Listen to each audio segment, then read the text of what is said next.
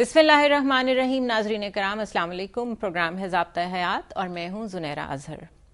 ہمارا آج کا موضوع محرم الحرام کا تقدس اور ہمارا رویہ. ناظرین کرام، اسلامی کیلنڈر کا پہلا مہینہ محرم الحرام انتہائی غیر معمولی اہمیت کا حامل ہے. قرآن مجید میں سورہ توبہ کی آیت نمبر 36 کی روح سے محرم ان 4 عزت و احترام والے مہینوں میں شمار ہوتا ہے جن میں لڑنا ممنوع قرار دیا جاتا ہے. ان دنوں میں لوگ دشمنوں سے بے خوف ہو جایا کرتے تھے. اس کے علاوہ محرم کے روزوں کی بھی بہت اہمیت ہے. مزید برآں اسی ماہ میں سیدنا حسین رضی اللہ عنہ کی انتہائی الم انگیز شہادت بھی ہوئی. لیکن افسوس کی بات یہ ہے کہ ہمارے ہاں محرم کے دنوں میں امن و امان کے مسائل پیدا ہو جاتے ہیں. حکومت، مذہبی عناصر اجلاس شروع کر دیتے ہیں اور پولیس کا گشت مزید بڑھا دیا جاتا ہے.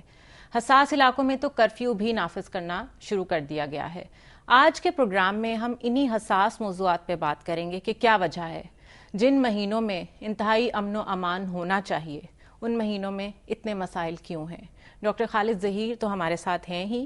کراچی سے ہمیں جوائن کیا ہے ڈاکٹر محسن نقوی نے، جو کہ سابق رکن ہیں اسلامی نظریاتی کونسل کے. السلام علیکم ڈاکٹر صاحب. وعلیکم السلام. بہت شکریہ آپ کی تشریف آوری کا. سوال جو میں پہلا کرنا چاہوں گی وہ یہی ہے کہ جو 4 مہینے ہیں جن کی حرمت ہم پہ واجب ہے، اس کا پس منظر کیا ہے اور اس میں پیچھے حکمت کیا ہے؟ دیکھیے، قرآن مجید جس زمانے میں نازل ہوا اس سے پہلے ہی عرب کے اس سرزمین میں اللہ کے گھر کا حج ہو رہا تھا. جی. لوگ عمرہ کرنے بھی آتے تھے، لیکن صورتحال یہ تھی کہ لوگ آپس میں اتنا لڑتے تھے، جنگ و جدال کا اتنا عام معاملہ تھا کہ ایک عام آدمی کے لیے سفر کرنا ممکن نہیں ہوتا تھا کہ وہ اللہ کے گھر کی طرف جائے اور حج کرے اور عمرہ کرے. چنانچہ پورے عرب میں یہ بات اللہ کے قانون کے مطابق طے پا گئی کہ 4 مہینے کم سے کم ایسے ہوں گے کہ جس میں کوئی لڑائی، کوئی جھگڑا نہیں ہوگا اور لوگ امن و امان سے رہیں گے. ٹھیک. یہ ذوالقعد، ذوالحج اور محرم کے 3 مہینے جن میں کہ جو حج فرض ہے، حج الاکبر جس کو کہتے ہیں، اس کے لیے اللہ تعالیٰ نے مختص کر دیا تاکہ انسان اگر اپنے گھر سے نکلے 1 مہینہ اس کو ملے، جو کہ ظاہر ہے کہ سفر کرنے کے لیے کافی ایک مدت ہے. حج کر کے اطمینان سے وہ اپنے گھر کو واپس چلے جائیں. اور رجب کا مہینہ یہ عمرے کا مہینہ تھا. ظاہر ہے کہ عمرے کے لیے آپ کو صرف 1 ہی دن وہاں رہنے کی ضرورت ہوتی ہے، تو اطمینان کے ساتھ لوگ آ کر عمرہ کر سکتے تھے. یہ 4 وہ مہینے تھے کہ جن کی حرمت، جن کا احترام پورے عرب کی سرزمین میں ایسے آبزرو کیا جاتا تھا کہ کہتے ہیں کہ اگر 1 دن پہلے لوگ لڑ رہے ہوتے تھے اور ان کو چاند نظر آ جاتا اگر ذوالقعد کا یا رجب کا، تو تلواریں نیام میں چلی جاتی. صحیح. ڈاکٹر محسن نقوی کو ہم یہی سوال دیں گے کہ ہمیں بتائیں کہ اس غیر معمولی حرمت کی کیا وجہ ہے. السلام علیکم ڈاکٹر صاحب. السلام علیکم. ڈاکٹر صاحب، آپ ہماری گفتگو تو سن ہی رہے ہیں، ہم آپ سے بھی جاننا چاہیں گے آپ کا نقطۂ نظر کہ کیا حکمت ہے اس حرمت کی. بسم اللہ الرحمن الرحیم والصلاة والسلام علی رسول الکریم. دیکھیے، بنیادی طور کے اوپر بات یہ ہے کہ یہ جو 4 حرمت کے مہینے ہیں، ان کا اگر کانٹیکسٹ قرآن مجید میں ہم دیکھیں تو وہ بنیادی طور پہ 2 چیزوں سے متعلق ہے. ایک تو یہ کہ اس میں قتال جو ہے وہ حرام ہے. صحیح. قتال حرام ہونے کے معنی یہ ہیں کہ اس میں جنگ نہیں کی جا سکتی. جیسے بھی ڈاکٹر خالد ظہیر صاحب فرما رہے تھے کہ اگر 1 دن پہلے تک تلواریں باہر ہوتی تھیں نیام سے تو چاند نظر آتی وہ تلواریں نیام میں کر لی جاتی تھیں. اور انہی حرمت کے مہینوں میں یہ ہوتا تھا کہ میلے لگتے تھے مختلف، جس میں تجارت ہوا کرتی تھی. باہر سے وفود آتے تھے اور وہ وفود آ کے تجارت کیا کرتے تھے، تجارتی قافلے آتے تھے، تو ان کو بھی ظاہر ہے کہ امن و امان چاہیے ہوتا تھا. جی. اس لیے ان 4 مہینوں کی حرمت قرآن مجید نے قرار دی کہ اس میں قتال نہیں ہو سکتا، اور دوسرے یہ کہ اس میں آزادانہ تجارت اور تجارتی قافلوں کو کوئی نقصان نہیں پہنچایا جائے گا. لیکن سورہ بقرہ کی آیات سے یہ بھی متبادر ہوتا ہے کہ اگر ان مہینوں میں کوئی شخص غیر مسلمانوں کے اوپر تعدی کرے، ان کے اوپر کوئی حملہ کرے، ان سے جنگ کرنا شروع کر دے، تو پھر ان مہینوں کی حرمت اس طرح کی نہیں ہے اور مسلمانوں کو دفاعی اقدام کرنے کی اجازت ہے کہ وہ دفاع کریں. تو بنیادی طور کے اوپر ان آیات کا جو اشہر حرام سے متعلق ہیں ان کا پس منظر اس طرح سے بیان کیا جاتا ہے. لیکن ظاہر ہے کہ ان چیزوں کو عمومیت بھی حاصل ہے، اور صرف یہی نہیں ہے کہ اگر قتال نہیں ہو رہا ہے تو اس دوران کوئی بھی ناحق خون جو ہے اس دوران بہایا جا سکتا ہے، اور مسلمانوں کا آپس میں ایک دوسرے سے لڑنا یا کرنا وہ صرف نہ ان مہینوں میں بلکہ ان مہینوں کے باہر بھی اس کو قطعاً شریعت نے ناجائز اور حرام قرار دیا۔ جی ڈاکٹر صاحب ہمارے ساتھ رہیے گا، ہم سوالات میں مستقل آپ کی بھی رائے لیتے رہیں گے۔ ڈاکٹر صاحب حرمت کی بات ہوئی، اسی طرح محرم الحرام کے روزوں کی جو فضیلت ہے وہ کہا جاتا ہے کہ رمضان کے بعد جس طرح فرض نماز کے بعد تہجد کی اہمیت ہے، اس طرح رمضان المبارک کے روزوں کے بعد محرم الحرام کے روزوں کی اہمیت ہے، اس کی کیا وجہ ہے؟ جی یہ بھی یقیناً روایات میں بات بیان ہوتی ہے، اور خاص طور پر معلوم ہوتا ہے کہ موسیٰ علیہ السلام کو فرعون کے ظلم اور شکنجے سے آزادی خاص اس دن ملی، اور اس کے بعد وہ اس دن میں اللہ کی شکر گزاری کے لیے روزے رکھتے تھے۔ صحیح۔ نبی اکرم صلی اللہ علیہ وسلم کو جب اس بات کا علم ہوا تو آپ نے یہ فرمایا کہ موسیٰ علیہ السلام پر ہمارا حق ان سے زیادہ ہے، یعنی جو یہودی ان کے نام لیوا ہیں، تو ہم بھی اس موقع پر روزہ موسیٰ کا رکھیں۔ تعلق ہم سے بھی ہم سے ہے، ظاہر ہے کہ وہی اللہ کی طرف سے پیغمبروں کی روایت ہے، ہم انہی کے بھائی ہیں، تو ہم بھی اس موقع پر اس خوشی اور شکر گزاری کے جذبات کے ساتھ روزہ رکھیں گے۔ صحیح۔ ناظرین ہمارے ساتھ رہیے گا، یہی سوال ہم ڈاکٹر محسن نقوی سے پوچھیں گے، لیکن یہاں پر ہم ایک مختصر سا وقفہ لیں گے۔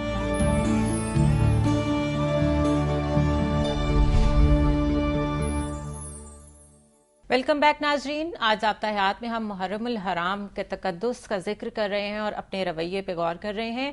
ڈاکٹر محسن نقوی کی طرف میں جاؤں گی جو کراچی میں ہمارے ساتھ ہیں۔ ڈاکٹر صاحب یہ بتائیے کہ جس طرح سے ابھی ڈاکٹر خالد ظہیر سے بات ہو رہی تھی، رمضان المبارک کے بعد محرم الحرام کے روزوں کی اتنی اہمیت کیوں ہے؟ دیکھیے بنیادی طور پر یہ ہے کہ یہ ظاہر ہے کہ روزے رمضان کے بعد محرم الحرام کے مستحب روزے ہیں، اور اس میں ایک بات ہم یہ بتا دیں کہ ظاہر ہے کہ یہودیوں کے جو احکام تھے جسے ہم موسوی شریعت کہتے ہیں، ان میں بہت کچھ ہم تبدیلی بھی دیکھتے ہیں۔ قرآن مجید کہتا ہے کہ یہ لوگ وہ ہیں کہ جو اپنے ہاتھ سے احکام کو لکھتے ہیں اور پھر یہ کہہ دیتے ہیں کہ یہ اللہ تعالیٰ کی ھذا من عند اللہ، یہ اللہ تعالیٰ کی طرف سے ہے۔ تو یہودیوں میں بنیادی طور کے اوپر 4 روزے واجب ہیں، اور وہ چاروں روزے اس سے متعلق ہیں کہ کوئی بڑی مصیبت ان کے اوپر نازل ہوئی ہے تو اس کے یاد کے طور کے اوپر اور اس کو ریپیل کرنے کے طور کے اوپر وہ لوگ روزے رکھتے ہیں۔ لیکن محرم الحرام کے روزے جیسا کہ ہمارے وہاں روایات میں آتا ہے کہ موسوی شریعت میں یہ روزے رکھے جاتے تھے، اور ابھی جیسے ڈاکٹر خالد صاحب نے فرمایا کہ رسول پاک صلی اللہ علیہ وآلہ وسلم نے ان کی کہنا چاہیے کہ طبعیت میں کہا کہ اس کو روزوں کو رکھا جائے اور کیا جائے، کیونکہ روزے بنیادی طور پہ حرام، یہ جو لفظ حرام ہے محرم الحرام میں، اس کا مطلب ہے حرمت والا۔ حرمت کہتے ہیں کسی چیز کو، یعنی اس طرح سے رکاوٹ پیدا کرنا کہ اس میں کوئی غیر شرعی چیز جو ہے وہ داخل نہ ہو جائے۔ بیت الحرام کو بھی بیت الحرام اسی لیے کہتے ہیں، اور روزہ ظاہر ہے کہ ان چیزوں کے خلاف کہ جو خلاف شریعت ہیں ان کے خلاف ایک بہت مضبوط ڈھال ہے۔ تو اس محرم الحرام یا اور اشہر الحرام میں جو ہیں 4 ہمارے محترم مہینے، ان میں روزوں کی زیادہ تاکید اس لیے ہے کہ ان روزوں کی حرمت کے ساتھ ساتھ، ان دنوں کی حرمت کے ساتھ ساتھ انسان کا نفس بھی اس لائق ہو اور اس قابل ہو کہ وہ خود اس تعدی اور اس ظلم کی طرف نہ جائے کہ جو ان دنوں میں کرنا جائز نہیں ہے اور ان کو حرام قرار دیا گیا۔ صحیح۔ جی ڈاکٹر صاحب آپ سے میں یہ پوچھوں گی کہ کیا یہ صرف روایت ہے یا اس کی کوئی ہمیں حقیقت قرآن پاک میں بھی ملتی ہے؟ ایک تو ہم یہ جو روزوں کی بات کر رہے ہیں، دوسرا جو عاشورہ کا لفظ ہے اس کی لغوی اور اصطلاحی ایکسپلینیشن آپ کس طرح دیں گے؟ کیونکہ اگر صرف اس کا مطلب دیکھا جائے تو وہ تو 10واں ہے، لیکن ہم اس کو صرف زیادہ تر جوڑتے ہیں شہادت حسین رضی اللہ عنہ کے ساتھ، اس کی تھوڑی سی ایکسپلینیشن دیجیے۔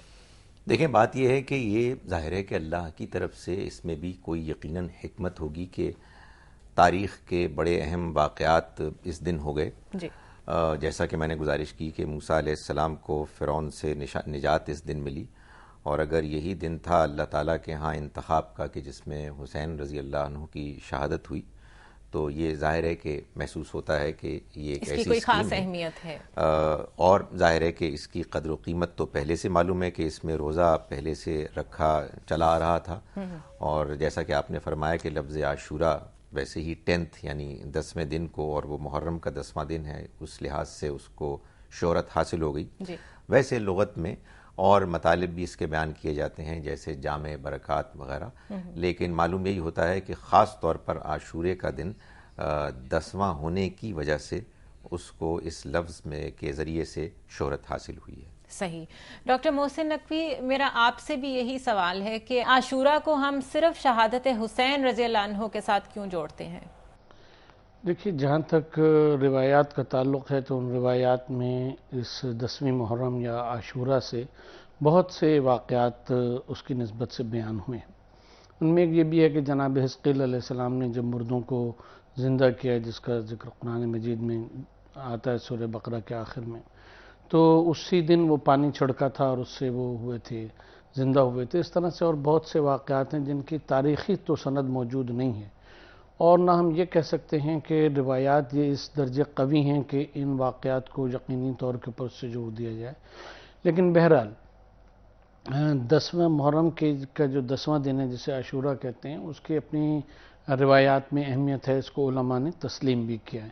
جی. اچھا، جہاں تک بعض اہل سنت کی کتابوں کا تعلق ہے جس میں 10ویں تاریخ کے روزے کا ذکر ہے کہ 10ویں کا روزہ جو ہے وہ مستحب ہے، گو کہ اس کو فقہ جعفریہ میں تسلیم نہیں کیا جاتا اور 10 تاریخ کا روزہ جائز نہیں رکھا گیا ہے.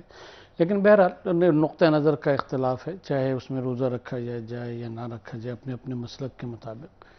لیکن ہوتا یہ ہے کہ جو بڑے بڑے واقعات تاریخ میں پیش آتے ہیں تو ان میں بعض پھر جو ضمنی واقعات ہوتے ہیں ان کے اوپر وہ گویا کہ حاوی ہو جاتا ہے. جیسے پہلی محرم کو بہت سارے واقعات ہوئے ہوں گے، لیکن ہمارے وہاں پہلی محرم جو ہے وہ حضرت عمر کی شہادت سے منسوب ہے، تو اب پہلی تاریخ کو حضرت عمر سے منسوب کر دیا گیا ہے وہ ہے. تو اس طرح سے بعض ایسے واقعات کے جو تاریخ پہ زیادہ محکم طور پہ اثر انداز ہوتے ہیں یا کسی قوم سے زیادہ تعلق رکھتے ہیں، تو اس حوالے سے دن جو ہیں وہ مشہور ہو جایا کرتے ہیں. اسی طرح سے عاشورہ جو ہے وہ امام حسین علیہ السلام سے منسوب ہو گیا ان کی شہادت سے. اس کا یہ مطلب نہیں کہ اس دن اور واقعات نہیں ہوئے ہوں گے یا اور واقعات نہیں ہو سکتے، دونوں کا امکان موجود ہے. صحیح. اچھا ڈاکٹر صاحب، یہ ایک حدیث مبارکہ ہے کہ جو شخص عاشورہ کے دن اپنے اہل و عیال پر وسعت سے خرچ کرتا ہے، اللہ اس کو پورے سال وسعت کے ساتھ دیتا ہے. اس حدیث کی کیا شرح ہے؟ دیکھیں، بات یہ ہے کہ ایک تو کسی بھی روایت کا قابل اعتبار ہونا اس کے اس حوالے سے ہوتا ہے کہ آپ اس کے بارے میں یہ جانیں کہ جو اس کے راوی ہیں وہ قابل اعتبار ہیں یا نہیں. صحیح. ایک دوسری چیز ہوتی ہے کہ اس میں جو بات بیان ہوئی ہے وہ کیا درایتاً قرآن، سنت، حدیث اور عقل عام کے مطابق ہے یا نہیں ہے. اللہ تعالیٰ کے ہاں انسان کے رزق میں وسعت اور اس سے جو متعلق معاملات ہیں اس کا اپنا ایک طریقہ ہے. ظاہر ہے کہ اس میں اس چیز کو بڑی اہمیت حاصل ہے کہ آپ کیسے اللہ کے بندے بن کے رہتے ہیں، اس سے کس طرح سے دعا کرتے ہیں، اس کی عبادت کیسے کرتے ہیں، اپنے رزق کو حاصل کرنے کے لیے کیسے پلاننگ کرتے ہیں. صحیح. اور اس میں اگر کسی اچھے بابرکت دن میں آپ اللہ کو راضی کرنے کے لیے کوئی عمل کرتے ہیں تو اس کو بھی لازماً کچھ نہ کچھ عمل دخل حاصل ہوگا.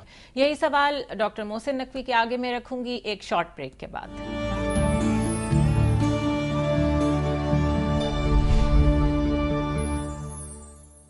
ویلکم بیک ناظرین. گفتگو کا سلسلہ وہیں سے جوڑتے ہیں جہاں سے ہم نے چھوڑا تھا.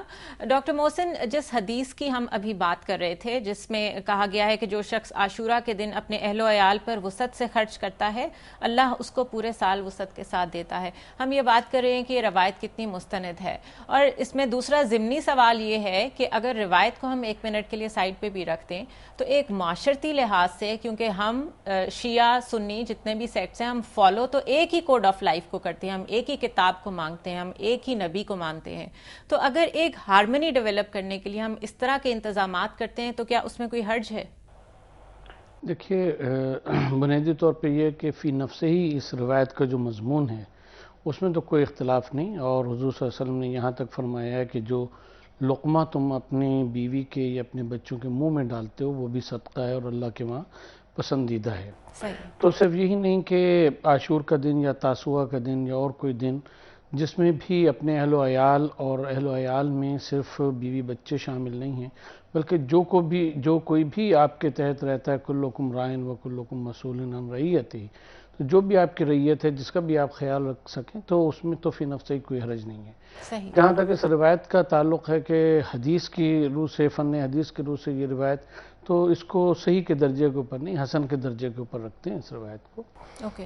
تو اور آپ دیکھتے ہیں کہ جو عاشور کے روز مختلف جگہ دیگیں پکتی ہیں، حلیم پکتا ہے، بریانیاں پکتی ہیں، وہاں لوگوں کو کھلایا جاتا ہے، وہ کرتے ہیں، وہ اسی وسعت کی ایک مظہر ہے کہ جو کمزور طبقات ہیں خاص طور کے اوپر ان کو خاص طور کے اوپر اس میں مدعو کرنا چاہیے اور ان کے اوپر زیادہ وسعت کرنا چاہیے. صحیح. ڈاکٹر صاحب یہ بتائیے کہ کیا وجہ ہے کہ جب ہم اس طرح کے معاملات میں بیٹھتے ہیں، اختلاف رائے کے ساتھ ایک دوسرے کو فیس کرتے ہیں، تو ہم لوگ ایک دوسرے کو دشمن سمجھ لیتے ہیں ایک دوسرے کا، حالانکہ جہاں پہ بھی کسی بھی قسم کی تعمیری بات ہو رہی ہوگی، ہر کوئی اپنا نقطۂ نظر بیان کرے گا، وہاں اختلاف لازمی آئے گا. تو ایک طرف تو ہم اختلاف کو بہت ہیلدی قرار دیتے ہیں، جہاں بھی بڑی بڑی کانفرنسز ہوتی ہیں ہم یہی کہتے ہیں کہ بہت اچھی بات ہے، اختلاف ہونا چاہیے. لیکن جب مذہبی معاملات آتے ہیں تو اختلافات دشمنی میں بدل جاتے ہیں. اس کی کیا وجہ ہے؟ اس کی کئی وجوہات ہیں. میرا خیال ہے کہ جس طرح سے کہ ہم کو عام طور پر دین سکھایا جاتا ہے، اس پہ ہم لوگوں کے سامنے صرف ایک ہی نقطۂ نظر پیش کرتے ہیں، ایک ون سائیڈڈ اوپینین آتا ہے، اس کو بھی عقل اور دلائل کے ذریعے سے نہیں بلکہ جذباتی انداز میں پیش کیا جاتا ہے.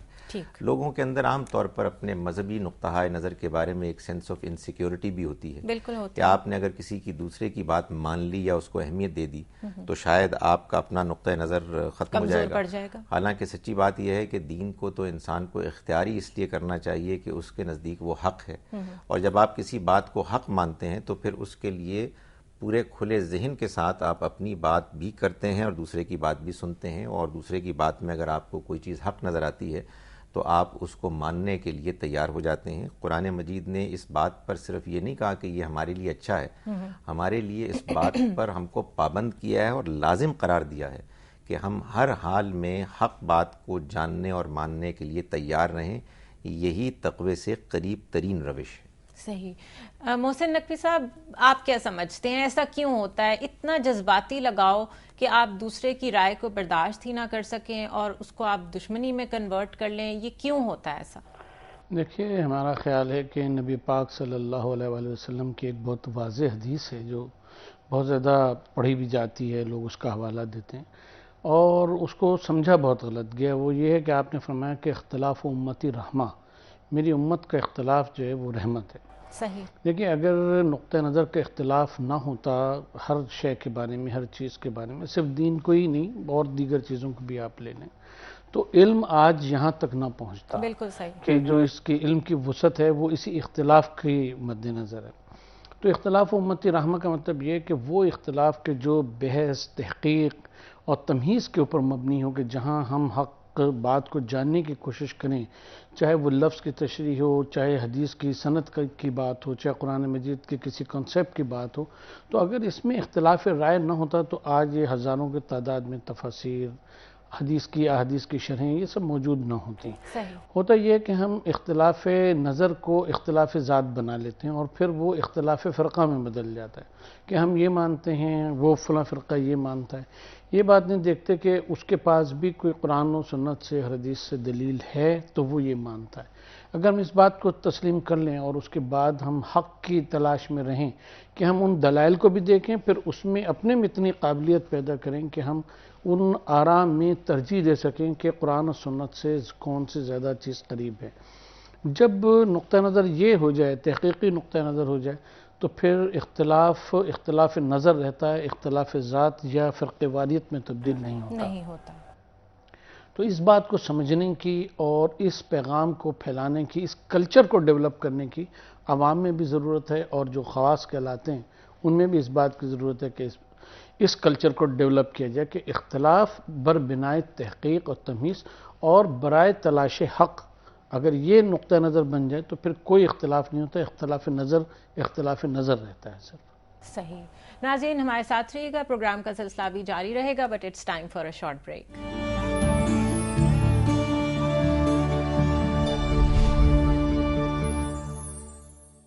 ویلکم بیک ناظرین، ضابطہ حیات میں ایک دفعہ پھر خوش آمدید۔ ہم محرم الحرام کے تقدس اور اپنے رویوں پہ غور کر رہے ہیں۔ ڈاکٹر خالد ظہیر ہمارے ساتھ ہیں اور کراچی سے ہمیں جوائن کیا ہے ڈاکٹر محسن نقوی نے۔ ڈاکٹر صاحب، ہجری سال کی ابتدا کس طرح کرنی چاہیے؟ کیا اس بارے میں بھی کوئی روایات یا کوئی ایسے احکامات ملتے ہیں؟ کیونکہ بڑا واضح فرق ہے، دیگر مذاہب تو بڑے لہو و لعب کے ساتھ، اہتمام کے ساتھ اور طریقے سے اس کی ابتدا کرتے ہیں۔ ہمارا مہینہ شروع ہوتا ہے زکوٰۃ، خیرات، ان معاملات کے ساتھ، تو کیا فرق ہے اور کیا گائیڈنس ملتی ہے اس معاملے میں؟ دیکھیے، بالکل واضح سی بات ہے کہ جب کبھی بھی آپ کسی بھی ایسی نئی چیز کا آغاز کریں گے کہ جس کے بارے میں آپ کو یہ یقین ہے کہ یہ آپ کے رب نے، خالق مالک نے آپ کو دی ہے، تو آپ کا رویہ شکر گزاری کا ہوگا، اس سے دعا کا ہوگا، اس کے آگے جھکنے کا ہوگا، آئندہ کے لیے توفیق مانگنے کا ہوگا۔ وہ لوگ کہ جو اس طرح کا کوئی نقطۂ نظر نہیں رکھتے اور ان کا خیال یہ ہے کہ دنیا اتفاق سے پیدا ہوئی ہے اور یہ سب کچھ اتفاق سے چل رہا ہے، ظاہر ہے ان کے پاس سوائے سیلیبریشنز کے اور کرنے کو ہوگا بھی کیا۔ میں یہ نہیں کہہ رہا کہ اس کا مطلب یہ ہے کہ انسان کو خوشی نہیں منانی چاہیے، لیکن خوشی بہرحال اللہ کی شکر گزاری، اس کے آگے جھکنے، اس کی عبادت، اس سے دعا کرنے کے جذبے کے تحت ہونی چاہیے۔ تو بندہ مومن اگر واقعتاً اللہ کو مانتا ہے تو اس کے لیے ہر اس طرح کا موقع اپنے رب کے قریب آنے اور اس کی صفات کو بیان کرنے، اس کا ذکر کرنے ہی کا موقع ہوتا ہے۔ صحیح۔ محسن نقوی صاحب، کس طرح ابتدا کرنی چاہیے ہمارے اپنے جو ہجری سال ہے اس کی؟ کیونکہ ہماری جو ینگ جنریشن ہے وہ تو اس بارے میں کوئی بات نہ سننے کو تیار ہے، نہ کرنے کو تیار ہے، کیونکہ ان کو کوئی بتانے والا نہیں ہے۔ ہم آپ کی وساطت سے چاہیں گے کہ آپ بتائیں کہ کیا فرق ہے ہم میں اور دوسرے مذہب میں، وہاں اتنی سیلیبریشنز کیوں ہوتی ہیں اور یہاں پر اتنا زیادہ ہمبل ہو کے سبمیشن کے ساتھ کیوں ابتدا کی جاتی ہے نئے سال کی؟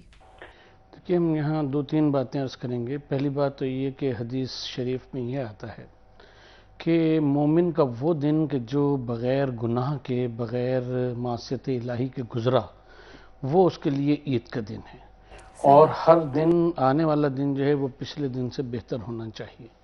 تو عید کا یا سیلیبریشن کا کانسیپٹ جو ہے وہ آپ کی گناہوں سے اور لغزشوں سے جو آپ کی رہائی ہے ان کے مقابلے میں اللہ تعالیٰ کے احکام کو ادا کرنا ہے۔ عید کا کانسیپٹ اسلام میں بنیادی طور پہ یہ ہے۔ دوسرے، ہم علامہ اقبال کے دو باتیں عرض کریں گے کہ ایک تو انہوں نے فرمایا کہ رمز قرآن از حسین آموختیم، اور ایک دوسرے شعر میں وہ کہتے ہیں کہ جہاں آپ نے کہا کہ غریب و سادہ و رنگی ہے داستان حرم، نہایت اس کی حسین ابتدا ہے اسماعیل۔ تو اس میں آپ یہ دیکھیں کہ بنیادی طور کے اوپر ہجری کیلنڈر کا خاتمہ جو ہے وہ حضرت اسماعیل علیہ السلام کی قربانی کی جو یاد ہے اس پہ ہوتا ہے، اور سال کی ابتدا سیدنا امام حسین علیہ السلام کی شہادت سے کے واقعے سے ہوتی ہے۔ تو اب اگر ہم اس تناظر میں دیکھیں تو یہ ہے کہ مسلمان کی عید اور مسلمان کی سیلیبریشن یہ ہے کہ اس کی زندگی کا خاتمہ اللہ تعالیٰ کی رضا کے لیے، اللہ تعالیٰ کے دین کی سربلندی کے لیے ہونا چاہیے۔ جس طرح سے جناب اسماعیل علیہ السلام نے لبیک کہا کہ پروردگار اگر تو پروردگار کی راہ میں اگر جان دینی پڑے، اور پروردگار اگر میری جان اس طرح سے میری قربانی مطلوب ہے تو میں ستجدنی انشاءاللہ من الصابرین، حضرت اسماعیل کے الفاظ ہیں قرآن مجید میں۔ اور ادھر آپ دیکھیں کہ امام حسین علیہ السلام جس وقت سجدہ آخر ہے آپ کا، تو آپ فرماتے ہیں کہ رضن بقضائک و تسلیما لامرک لا معبود سواک لا الہ الا اللہ محمد رسول اللہ۔ یعنی سجدہ آخر میں آپ نے یہ کہا کہ پروردگار تیرا جو فیصلہ ہے، تیری جو رضا ہے، اس کے اوپر میں راضی ہوں، جی، تیرے سوا کوئی معبود نہیں، لا الہ الا اللہ محمد رسول اللہ، اللہ کے سوا کوئی معبود نہیں ہے اور محمد صلی اللہ علیہ وآلہ وسلم اس کے رسول ہیں۔ تو رمز قرآن جو ہے وہ بنیادی طور کے پر یہ ہے کہ تسلیم اللہ تعالیٰ کے احکام اور اس کے قضاء و قدر کے سامنے۔ جب بندہ اس اسٹیج کے اوپر پہنچ جاتا ہے کہ جب وہ اپنی تمام معاملات کو اللہ کے سپرد کر دیتا ہے، اس کی زندگی بھی اللہ کے لیے ہوتی ہے اور اس کی زندگی کا اختتام بھی اللہ کے لیے ہوتا ہے، ہر چیز میں وہ اللہ کی رضا چاہتا ہے، تو ہر دن اس کا عید ہے اور ہر رات اس کی شب برات ہے کہ جس میں وہ اپنے گناہوں سے برات کا اظہار کرتا ہے اور اس سے دوری چاہتا ہے۔ صحیح۔ تو سیلیبریشن کے جہاں تک تعلق ہے تو اسلام کی سیلیبریشن آپ عید الاضحیٰ کو دیکھ لیے، عید الفطر کو دیکھ لیے، تو وہ نماز سے ہوتی ہے کہ بھی تم جاؤ اور نماز عید الفطر ادا کرو، نماز عید الاضحیٰ ادا کرو۔ تو مطلب ہمارا یہ ہے کہ جو گویا کہ آپ کہہ رہی ہیں کہ سال کی ابتدا تو وہ شکرانے سے، وہ نماز سے، وہ اللہ تعالیٰ کے حضور حاضر ہونے سے، اس کو معبود برحق ماننے سے، اس کو مالک کے کل ماننے سے، یہی مسلمان کی عید ہے، یہی اس کی شب برات ہے، یہی اس کی زندگی کا حاصل ہے۔ صحیح۔ ڈاکٹر صاحب یہ بتائیں کہ ہم نے ابھی ذکر کیا کہ کتنی حرمت ہے ان 4 مہینوں کی ہمیشہ سے، اور ایک پیغام کیا ہے کہ اس میں بالکل امن ہونا چاہیے، لڑائی بند ہو جاتی ہے، ڈاکٹر صاحب نے بھی کہا کہ قتال سے روکا گیا ہے۔ ہمارے ہاں امن و امان کا مسئلہ پیک پہ چلا جاتا ہے ان مہینوں میں، اس کی آپ کو کیا وجہ لگتی ہے؟ ٹریننگ کی کمی، جذباتی انداز میں اپنے مذہبی نقطہ نظر کو سمجھنا اور اس کے اظہار میں بے باکی، اس چیز کا سرے سے خیال نہیں رکھنا کہ دوسرے شخص کے کیا جذبات ہیں۔ اور میں اس میں یہ بھی چاہوں گا کہ علماء بھی اپنا ایک رول ادا کریں۔ دیکھیے یہ ایک حقیقت ہے کہ جیسا کہ بار بار یہ بات سامنے آ رہی ہے کہ ہمارے ہاں کچھ اختلافات ہیں جو رائے کے موجود ہیں، صحیح۔ اور یہ جب ہم کو معلوم ہے کہ محرم کے مہینے میں صورتحال زیادہ سینسٹیو ہو جاتی ہے، تو میرا یہ خیال ہے کہ ذمہ دار علماء کو یہ چاہیے کہ وہ اپنے اپنے ماننے والوں کو یہ کہیں کہ اگر آپ کے ہاں کوئی ایسی چیز آپ کے علم میں آئے کہ جو آپ کو مشتعل کرتی ہے، تو بجائے اس کے کہ کوئی آپ اقدام کریں، اٹھائیں، آپ اس کو ہمیں رپورٹ کریں۔ ہمارے اس جانب کے علماء سے تعلقات روابط ہیں، ہم اس کو ریزالو کریں گے، ہم اپنے انداز میں احتجاج کریں گے۔ جب لوگ اپنے ہاتھ میں قانون کو لیتے ہیں، لا اینڈ آرڈر سمجھتے ہیں کہ وہ اصل میں اب ان کے لیے کوئی ایسی پرابلم نہیں ہے کہ جس کا ان کو احترام کرنا ہے، اس کے بعد صورتحال ہاتھ سے نکلتی ہے۔ اور آپ کو معلوم ہے کہ ایک مرتبہ معاشرے میں صورتحال ہاتھ سے نکل جائے اور ڈس آرڈر شروع ہو جائے تو پھر لوگ اس میں شامل ہوتے ہیں اور اس کا کوئی اینڈ نہیں ہوتا۔ بالکل صحیح۔ ناظرین یہی سوال ابھی ڈاکٹر محسن نقوی صاحب سے پوچھنا باقی ہے، لیکن ہم ایک مختصر سا وقفہ لیں گے۔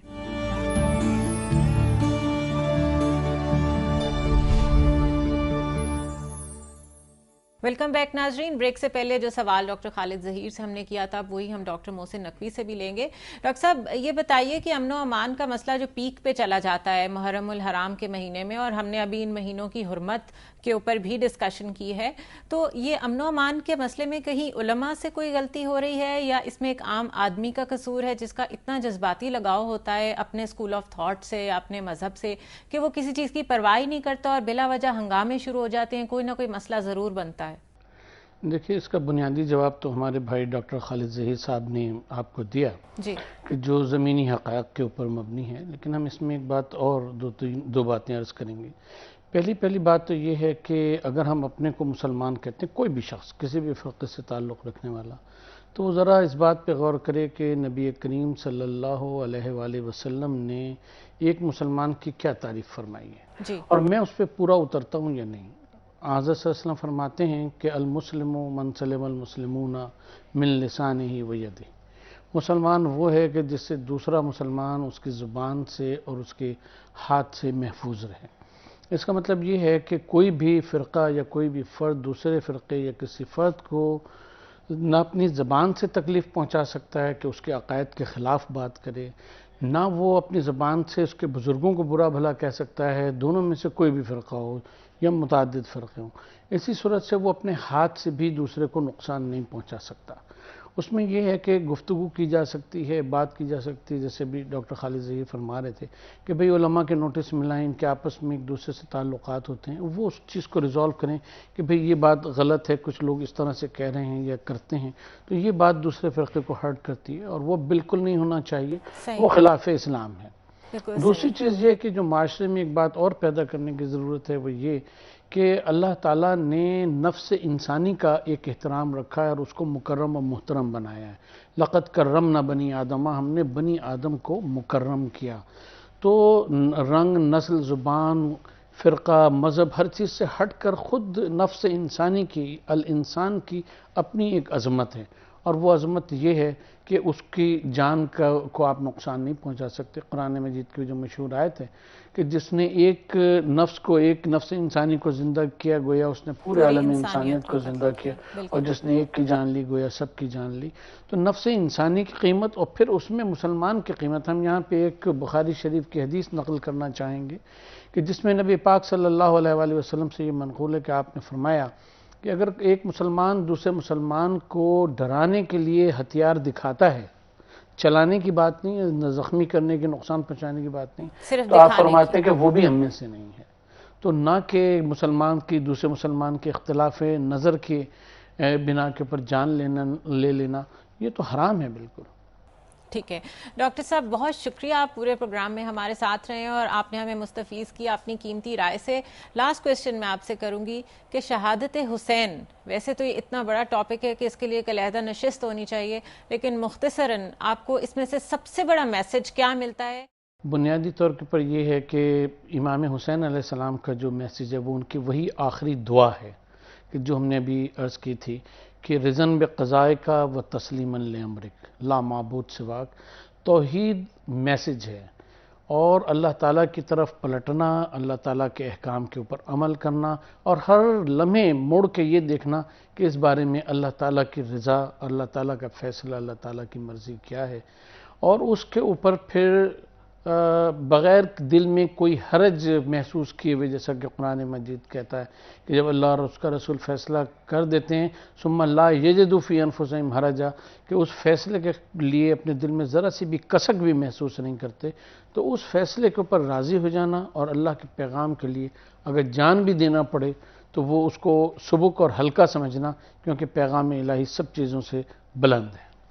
بہت شکریہ ڈاکٹر محسن نقوی ہمیں جوائن کرنے. ڈاکٹر صاحب، آپ سے میں مطلب اور مقصد جاننا چاہوں گی کوئی ایک، کیونکہ آج جو ہمارے حالات ہیں یہ ہو نہیں سکتا کہ شہادت حسین میں کوئی ایسی اگزامپل، کوئی ایسا میسج نہ آتا ہو جو ان حالات پہ صحیح بیٹھتا ہو. مجھے اگر آپ 1 منٹ کی اجازت دیجیے تو میں یہ چاہوں گا کہ ڈاکٹر محسن نقوی نے ابھی کچھ سال پہلے علماء کی ایک کانفرنس میں یہ بات سامنے رکھی کہ اگر ہم سب مل جل کر 2 چیزوں کو کنڈیم کریں، ایک تبرہ یعنی دوسروں کے بزرگوں کو برا بھلا کہنا، اور دوسرا تکفیر، ایک مسلمان دوسرے کو کافر قرار دے، تو ہمارے بہت سے مسائل حل ہو جائیں. بہت سے مسائل حل ہو جائیں. کانفرنس میں اکثریت علماء کی ایسی تھی کہ جنہوں نے ان کی اس بات سے اتفاق کیا.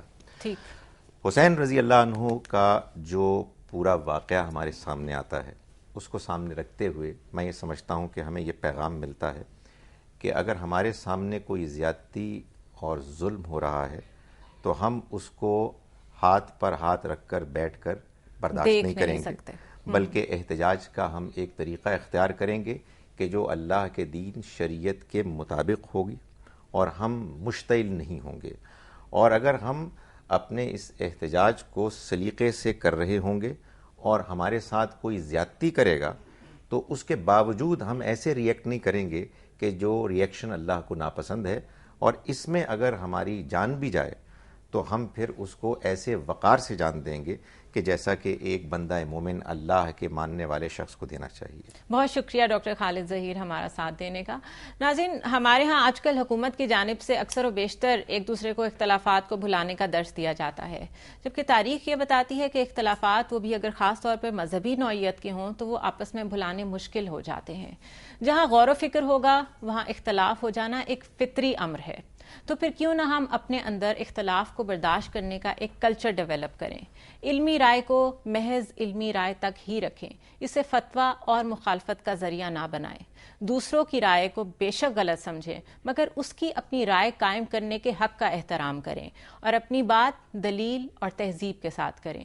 ہمیں امید ہے کہ اگر ہم یہ رویہ اختیار کر لیں تو ہمارے ہاں نہ صرف محرم الحرام بلکہ علاوہ اس کے بھی جہاں جہاں امن و امان کے مسائل پیدا ہوتے ہیں وہ ختم ہو جائیں گے. اگلے پروگرام تک کے لیے مجھے اجازت دیجیے. اللہ حافظ.